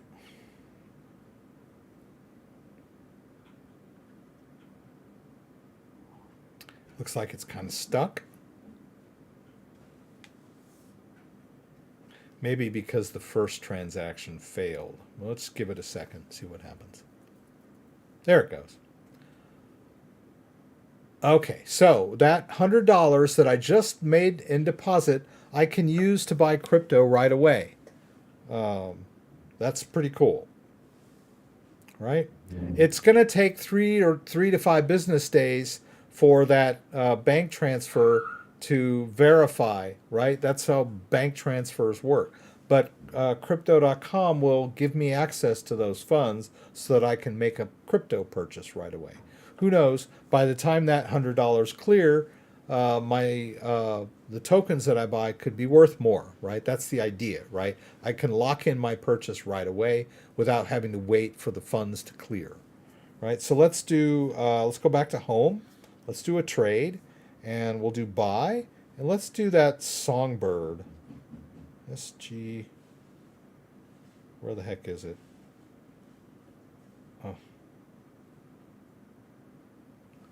What's the ticker symbol here?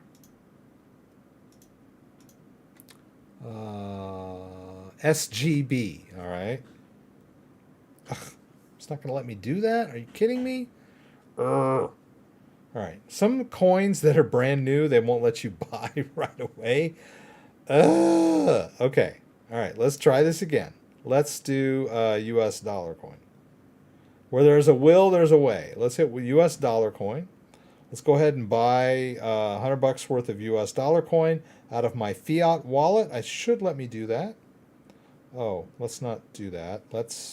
Because there was a fee. Let's not buy it all. USDC dollar coin. Let's buy 95, right? Because of that fee. All right, so they're going to charge me a little fee. Yeah, $2.84, right? Oh, you know what? I think I used my debit card. That's good. All right, let's. I'm getting kind of rusty here, guys. Let's try this again. Let's do our trade. Let's do our buy. Let's do. Actually, yeah. Let's do U.S. dollar. Right, but now we're going to use fiat wallet, right? Because I put $100 in there. Oh, it's not available yet. It does take a few minutes. I'm getting ahead of myself. Even though it's instant deposit, it does take like 3 or 4 minutes. That's okay. We can all watch crypto crash while we're having fun here tonight. That's cool. Any videos on claiming our crowd loans on Polkadot? No, I haven't gotten there. I do have some videos on how to store Polkadot on a Ledger-based wallet. And Ledger Live does support Polkadot now. You can create a Polkadot account in Ledger Live if you want to. But I haven't done anything on the crowdfunding. $100 does not get anything anymore. 4 plate lunches, maybe. Let's see. Let's see if we can get this. Whoops. Let's see. Still nothing in the fiat wallet. It's gonna take a couple minutes. I'll just go through the thing here. It's good to have you here, Scott Lee. We all love you, Scott. Thank you for being here. I don't know, Scott felt unwelcome a month or two ago, but I was so sad when he told me he wasn't going to come in the live stream anymore. But I guess he just couldn't stand it. He had to come back. Glad to have you back.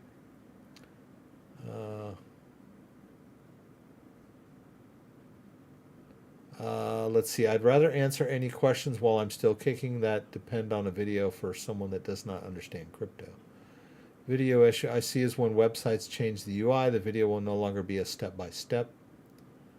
Another idea is to join a crypto group and to find someone you trust to help the family in case it's needed. As far as your loved ones go, there's a couple of, I believe there are some services out there that you could find Crypto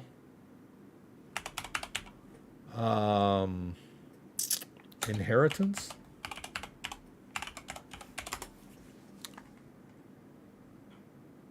Here's a planning guide. I thought there were some services.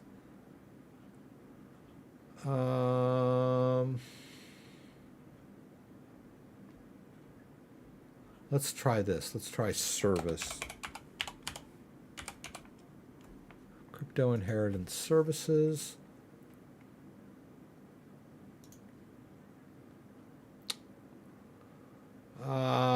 Okay. I thought there were some specialized ones out there. But maybe not, right?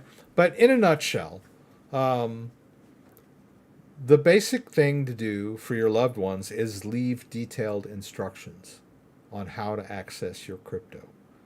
Write it down somewhere and keep it somewhere safe, right? So if you write down where your crypto is, what your balances are, the passwords to the wallets, where the wallets are. If it's a ledger device, give them the 24-word recovery phrase, the PIN, all that stuff. But that's a very sensitive document, right? So you need to keep it in a safe place, right? In your safe or hidden somewhere in your house. Tell your wife or husband where it is, right? So they have access to it. Now, if you don't trust your wife or your husband or your son or your nephew or whoever you think you want to give your crypto to, then you could write this document and seal it in an envelope and keep it with a lawyer, right, in some sort of escrow account, so that when you die, the lawyer will give those documents to whoever is set to inherit your crypto, right? In that way, you don't have to trust the person. You're giving it to a lawyer who's bound by law, to not open it up. You don't even have to tell the lawyer it's crypto, right? You can just say, here's my will and testament.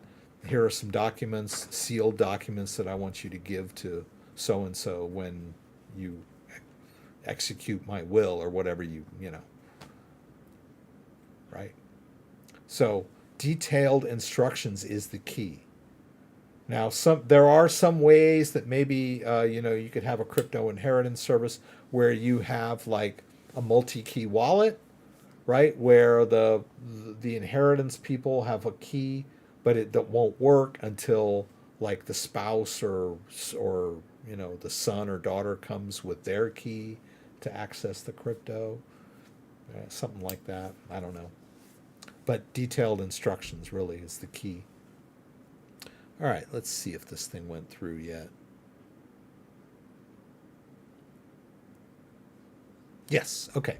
So now we've got the $100 in the fiat wallet, right? You can see down there that the balance is now available in the fiat wallet. So now let's go ahead and make our purchase.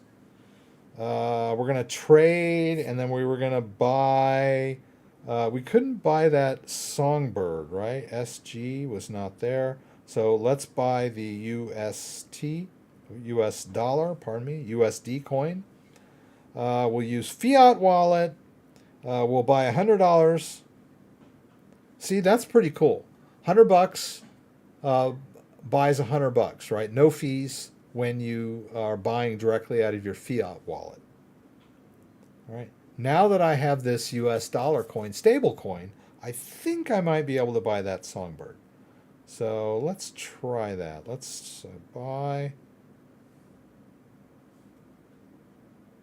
Oh, wait a minute. I thought they had Songbird. I mean, come on. What? I saw it here. Where did it go? Right here. SGB. I can't buy it? Huh. Well, that's weird. I didn't know they had coins on here that they didn't sell. SGB. Why won't they let me buy it? Huh. That's really weird. Okay. Huh. Weird. Okay. All right. My mistake. Okay, so let's just buy some Ethereum. What the heck? Let's buy some Ethereum. Why not? Right? We can edit this field and whoop. No. Oh, now. Sorry. I've already bought that USD coin. Right? So let's do it this way. Let's go USD coin. Let's say sell USD for Ethereum. Boom. There we go. Now we can do that. So we're going to sell it all, right? All of our USD. And we'll get Ethereum in exchange. And they're not charging me for this one either. It's kind of weird. I'll take it. Right, so I got $100 worth of Ethereum.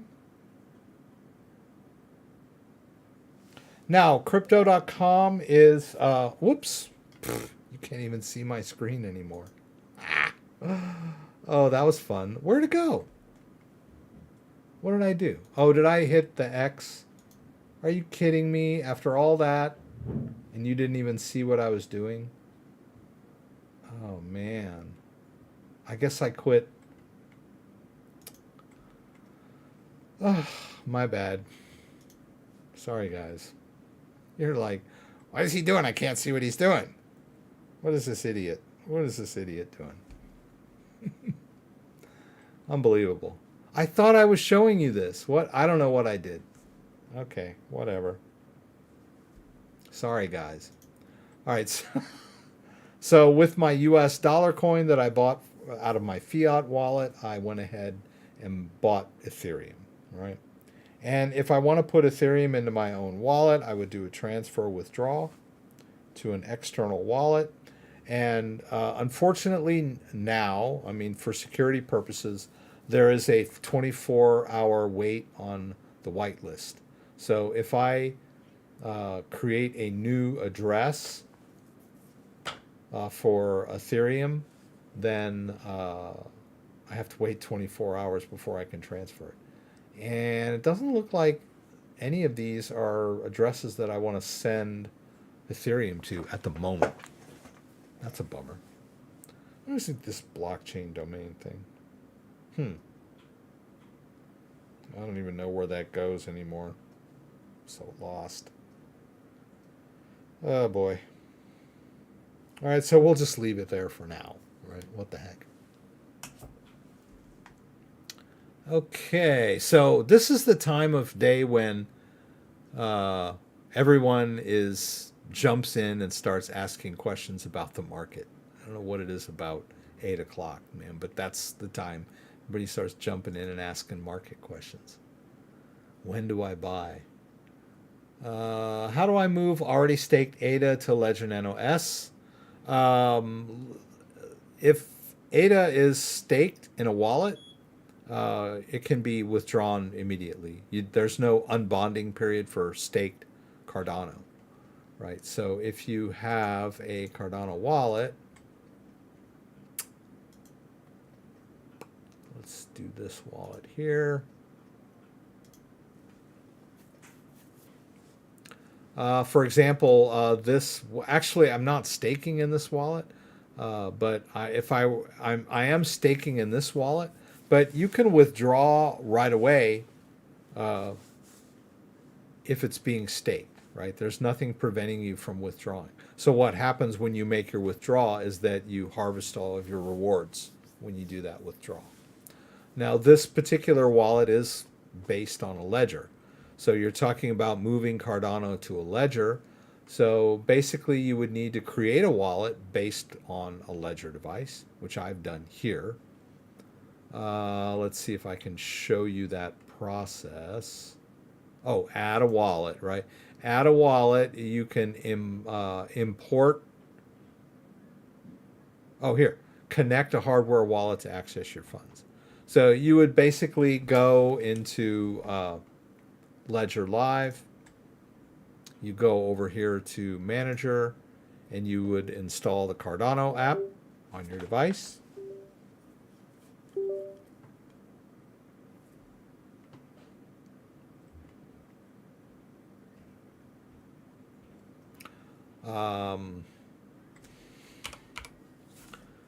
Mine's already been installed, right?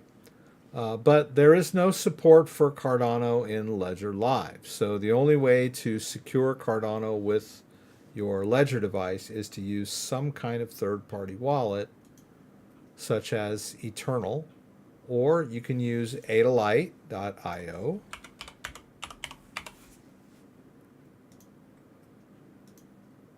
Right? And you can use a hardware wallet. Right? I need to have the Cardano app open when I do this. Right? It doesn't like me waiting so long. Just go over to Cardano. Did I pass it? No, there it is. Okay. Sorry, guys. There. We go into the Cardano app.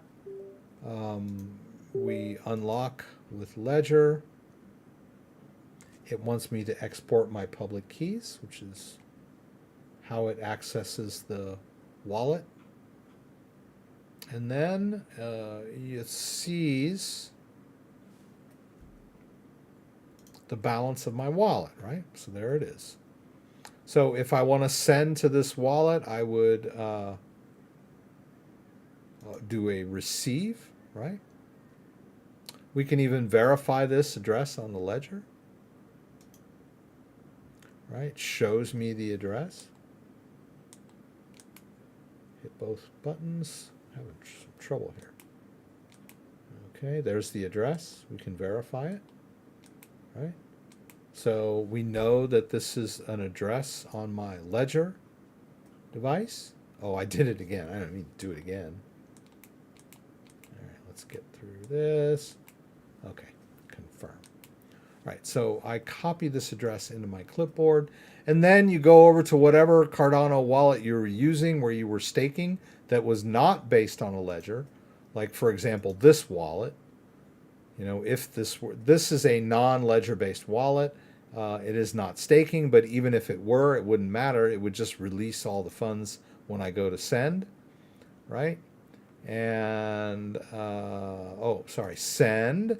I would put in the address of that Cardano wallet that's based on my ledger. We hit next. Next.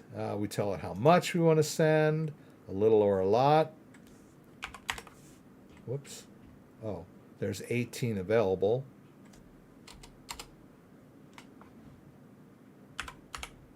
Whoops.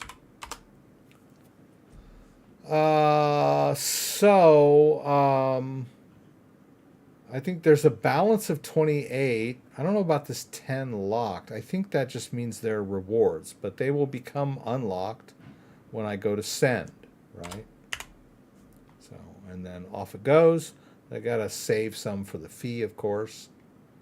And then I would send that out. I'd put in my password, and then it would go into my other wallet, this one over here, which you can also see here, sort of, right?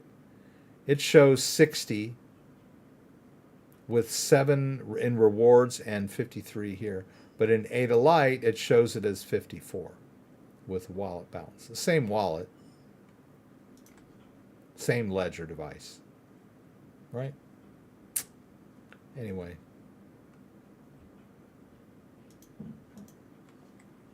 All right, let's see. Anyone ask me about mooning yet? Whoops.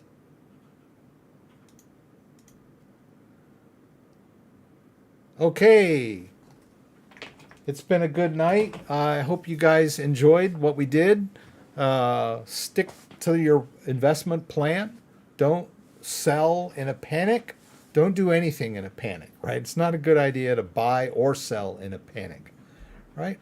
Just stick to your plan. If you're doing dollar cost averaging, just hang in there. Don't worry about the market going up and down, right? If you're a long-term investor. If you're a trader, be a trader, right? If you're an investor, be an investor. Yes, we're going to watch the end of Ozark tonight as well. It's a good show. Good stuff. All right, guys, I'm going to head on out. Don't forget, we do this every Saturday night, 6 p.m. Eastern Standard Time. Please join me again for the live stream from Michigan, where you can throw out questions, and I'll do my best to get them answered. Hope to see you there. If you like this video, give me a thumbs up. If you'd like to subscribe to my channel, I would appreciate it. When you subscribe, there's a little bell that you can click that will allow you to be alerted whenever I post new content. Once again, thanks for joining me and hope to see you again soon. Thanks, guys. Have a good night.